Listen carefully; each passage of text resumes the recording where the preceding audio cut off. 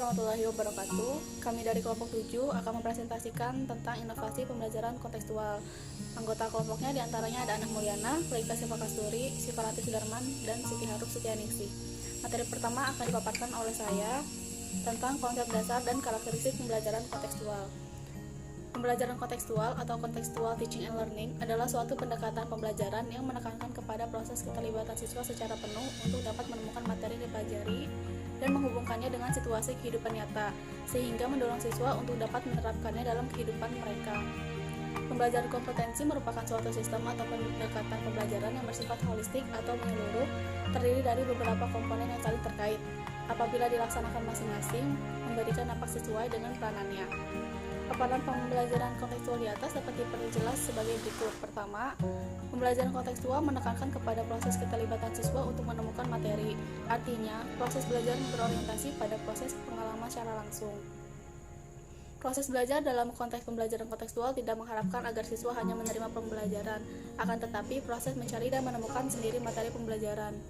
Kedua, pembelajaran kontekstual mendorong agar siswa dapat menemukan hubungan antara materi yang dipelajari dengan situasi kehidupan nyata.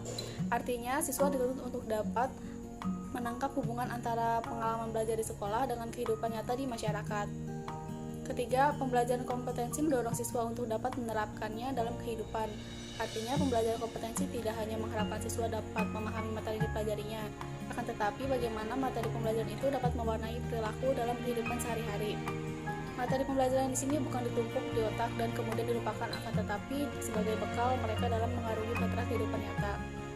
Berdasarkan pengertian pembelajaran kontekstual, terdapat 5 karakteristik penting dalam menggunakan proses pembelajaran kontekstual, yaitu pertama, dalam CTL atau Contextual Teaching and Learning, pembelajaran merupakan proses pengaktifan pengetahuan yang sudah ada.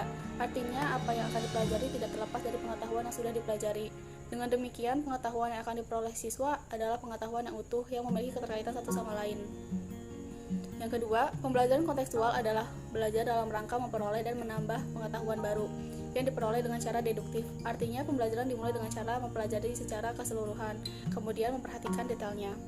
Ketiga, pemahaman pengetahuan. Artinya, pengetahuan yang diperoleh bukan untuk dihafal, tapi untuk dipahami dan diyakini, misalnya dengan cara meminta tanggapan dari yang lain tentang pengetahuan yang diperolehnya, dan berdasarkan tanggapan tersebut, baru pengetahuan itu dikembangkan.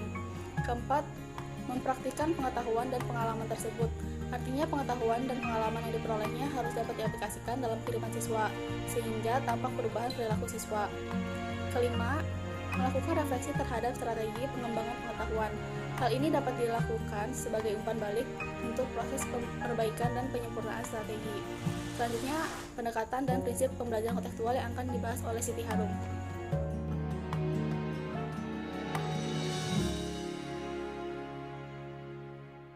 Ada pendekatan pembelajaran kontekstual atau CTL. Pendekatan pembelajaran CTL menekankan pada aktivitas siswa secara penuh, baik fisik maupun mental.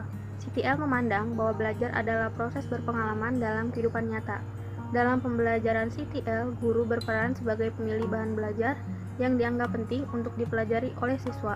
Kemudian, guru membantu agar setiap siswa mampu mengkaitkan antara pengalaman baru dengan sebelumnya, memfasilitasi atau mempermudah agar siswa mampu melakukan proses asimilasi dan akomodasi.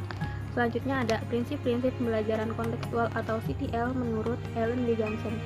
Ellen B. Johnson mengklaim dalam pembelajaran CTL ada 3 prinsip utama yang sering digunakan. Pertama, prinsip saling ketergantungan. Dalam proses ini, pembelajaran siswa berhubungan dengan bahan ajar, sumber belajar, media, sarana-prasarana belajar, dan lingkungan. Yang kedua, prinsip diferensiasi. Pada prinsip ini, pembelajaran kontekstual berpusat pada siswa, menekankan pada kreativitas dan aktivitas siswa. Yang ketiga, ada prinsip perorganisasian diri. Prinsip ini menuntut para pendidik di sekolah agar mendorong tiap siswanya untuk memahami dan merealisasikan semua potensi yang dimilikinya.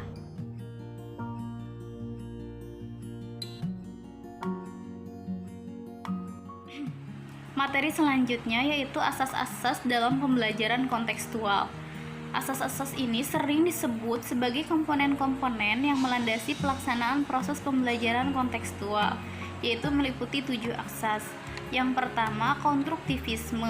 merupakan proses membangun atau menyusun pengetahuan baru dalam struktur kognitif siswa berdasarkan pengalaman. Yang kedua, inquiry merupakan proses pembelajaran berdasarkan pada pencarian dan penemuan melalui proses berpikir secara sistematis. Yang ketiga, bertanya atau questioning. Bertanya ini sebagai refleksi dari keingintahuan setiap individu, sedangkan menjawab pertanyaan mencerminkan kemampuan seseorang dalam berpikir. Yang keempat, masyarakat belajar atau learning community. Konsep masyarakat belajar dalam pembelajaran kontekstual menyarankan agar hasil pembelajaran diperoleh melalui kerjasama dengan orang lain atau teamwork.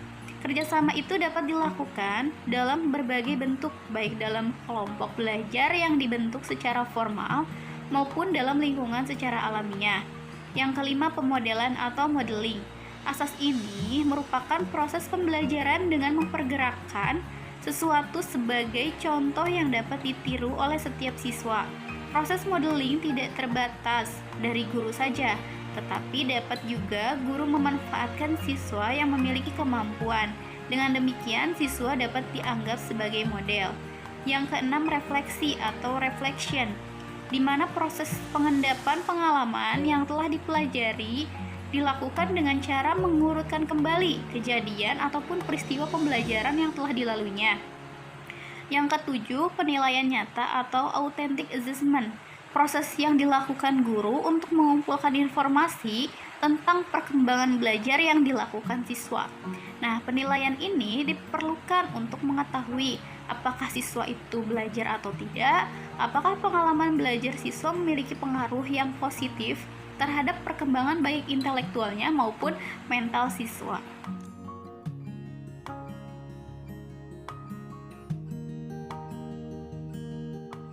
Materi selanjutnya yaitu mengenai model pembelajaran kontekstual.